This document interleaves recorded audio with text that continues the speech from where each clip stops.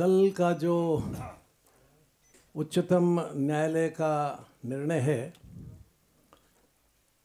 उसका हम स्वागत करते हैं और जो बातें उन्होंने कही हैं वो सब की सब जब पीएसी की जांच चल रही थी तो वो सब खुलासा तभी हो चुका था। और जो हमारे मित्रों ने ड्राफ्ट रिपोर्ट अखबारों वालों ने छापी, प्रेस ने उसको छाप दिया था, तो उसमें आप देखेंगे कि हमने कहा था कि स्पेक्ट्रम को लाइसेंस से पृथक कर दीजिए। सुप्रीम कोर्ट भी यही कर, TRAI को का भी यही रिकमेंडेशन है। फिर हमने ये कहा था कि ये जो फाइनेंस मिनिस्टर ये कह रहे थे कि अब जो हो गया सो हो गया, आपने लेटर ऑफ इंटेंट दे दिए सो दे दिए, अब आगे ठीक किया जाएगा। उस पर भी सुप्रीम कोर्ट ने टिप्पणी की है और कहा कि ये गलत, ये नहीं हो सकता।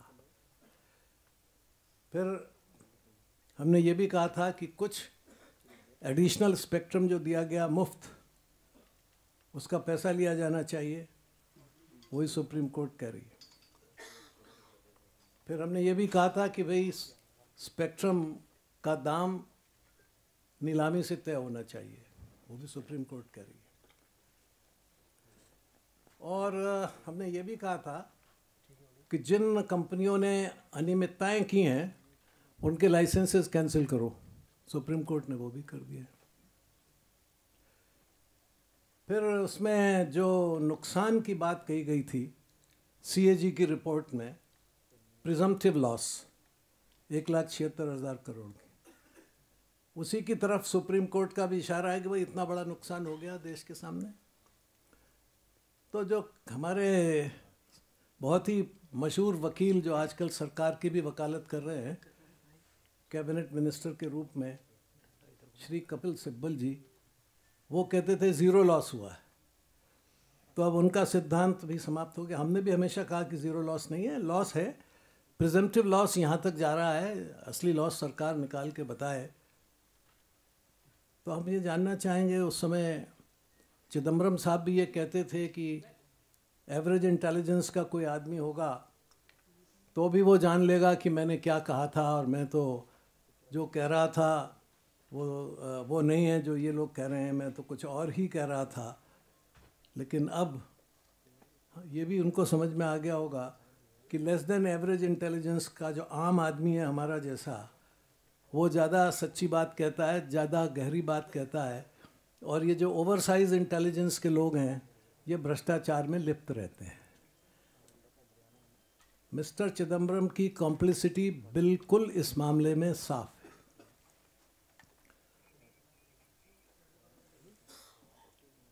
और चूंकि ये कहा जा रहा है कि जो 2003 की पॉलिसी थी वही ये यूपीए की सरकार उसी का अनुसरण कर रही है, उसी को फॉलो कर रही है, तो मैं ये कहना चाहूँगा बड़ी विनम्रता से कि वो पॉलिसी तो कैबिनेट ने बनाई थी जिसमें ये कहा गया था कि स्पेक्ट्रम का दाम, उसकी कीमत फाइनेंस मिनिस्टर और DOT मिनिस्टर मिलके तय करेंगे। तो ये जो 2008 में लेटर ऑफ इंटेंट दिए गए, इनकी कीमत किसने तय की थी? इसमें फाइनेंस मिनिस्टर तो कहीं थे नहीं, बल्कि जो उनकी मिनिस्ट्री कह रही थी, अधिकारी कह रहे थे कि साहब नीलाम करो, ये गलत कर रहे हो, नीलाम करो, तो उस समय फाइनेंस मिनिस्टर चुप थे। और मौजूदा फाइनेंस मिनिस्टर ने भी ये लिखा है कि अगर उस वक्त के फाइनेंस मिनिस्टर अपनी मिनिस्ट्री की बात को समर्थन करते, उस पर डटे रहते, तो ये भारी नुकसान रोका जा सकता था।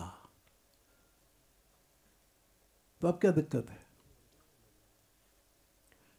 भारी नुकसान हुआ है, सुप्रीम कोर्ट ने भी माना है, और ये भी माना है कि पॉलिसी में मैनिपुलेशन किया गया है। सिब्बल साहब बहुत बुद्धिमान आदमी हैं। उन्होंने कहा है कि हम जो पॉलिसी 2003 में थे उसी का अनुसरण कर रहे थे, उसी में फर्स्ट कम फर्स्ट सर्व था। अच्छा, तो हमारा कोई लाइसेंस सुप्रीम कोर्ट ने क्यों नहीं कैंसिल किया? जो लाइसेंस कैंसिल हुए हैं वो सब 2008 के, 2003 से या 2001 से तो कोई लाइसेंस कैंसिल नहीं हुआ। बात यह है कि जो फर्स्ट कम फर्स्ट सर्व की पॉलिसी थी उसका इन्होंने नाजायज़ फ़ायदा उठाया, उसको मैनिपुलेट किया। सुप्रीम कोर्ट ने कोर्ट किया है कि क्या विज्ञापन जा रहा था और उसको मंत्री महोदय ने कैसे उसमें परिवर्तन किया है। सीएजी भी बोल रहा था, हमारी रिपोर्ट में भी यही कि आपने गलत किया। तो एक एक बात आप देख रहे हैं कि वो उन्होंने जो हमने कही थी वो सब उसमें आ रही। फिर हम लोगों ने उसमें ये भी कहा था, जो बहुत इम्पोर्टेंट बात थी, कि ये जितने भी ऐसे मामले हैं इसमें TRAI की भूमिका की भी जांच होनी चाहिए। उसकी जो एम्बिग्विटी थी, जो उसके अंदर जो उसने रिकमेंडेशंस दी वो बहुत साफ़ नहीं थी, क्लियर नहीं थी, इसलिए भी मंत्री को ये एक मौका मिल गया ये गड़बड़ करने का।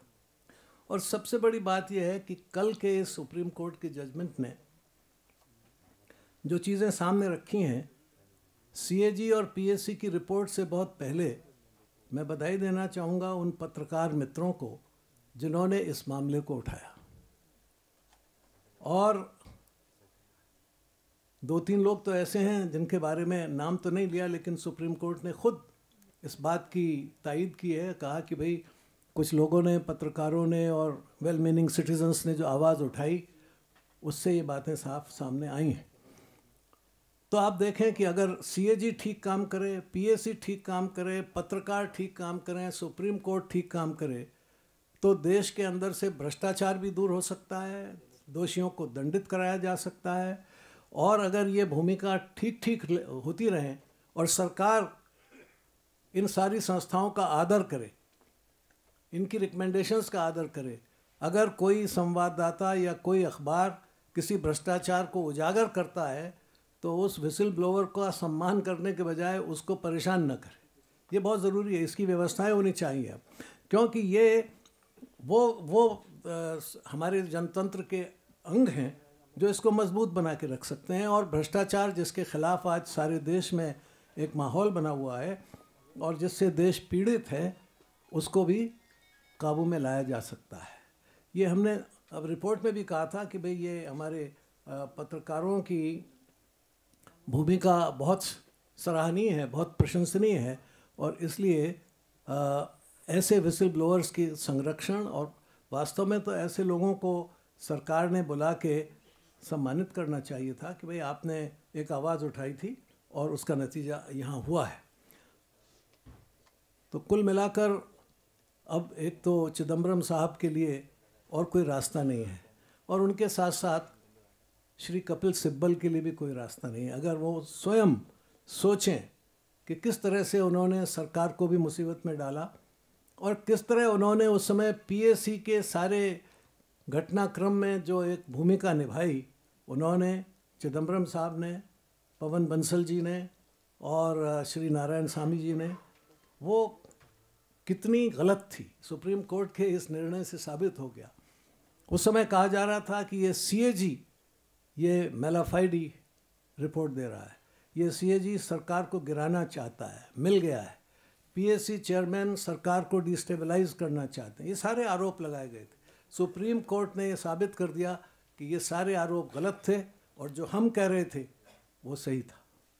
ये एक बहुत हम समझते हैं एक ऐसा अवसर है कि जिसमें जो काम सारी कमेटी कर रही थी, सारे लोग कर रहे थे, उसको सुप्रीम कोर्ट ने पूरे तौर पर समर्थन दिया है और उसको स्वीकार किया।